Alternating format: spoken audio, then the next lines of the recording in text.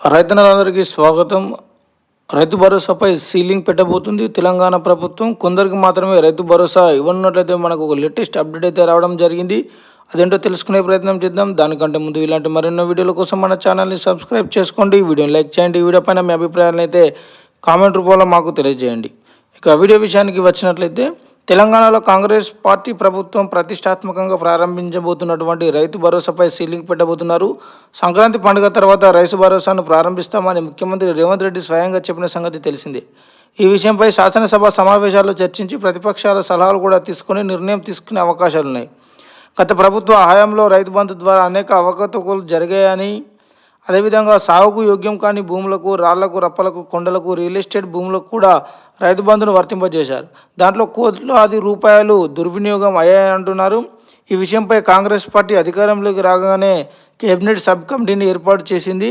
Cabinet sub committee సూచనలను శాసనసభలో అందజేస్తారు. సబ్ కమిటీ సూచనల మేరకు రైతు భరోసా పథకంలో అనేక మార్పులు అయితే చేయనున్నారు.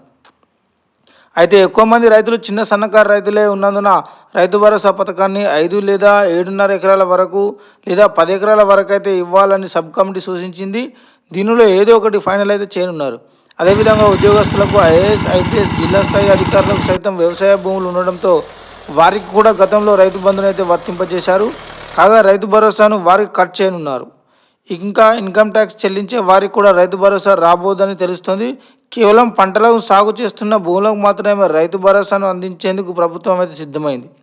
అందుకు గాను ప్రస్తుతం శాసనసభ సమావేశాల్లో రైతు భరోసాపై కీలకమైన ప్రకటన చేసే అవకాశాలున్నాయి. సంక్రాంతి పండుగ తర్వాత ఈ పథకాన్ని ముఖ్యమంత్రి రేవంత్ రెడ్డి అయితే ప్రతిష్టాత్మకంగా ప్రారంభించి రైతుల ఖాతాలో ఒక విడతకు సంబంధించి ఎకరానికి గాను 7,500 రూపాయల చొప్పున అయితే జమ చేయనున్నారు. సో ఇది వీడియో ఫ్రెండ్స్. ఇలాంటి మరిన్ని వీడియోల కోసం మన ఛానల్ని సబ్స్క్రైబ్ చేసుకొని రెగ్యులర్గా ఫాలో అవుతుండండి. Thank you. నమస్తే.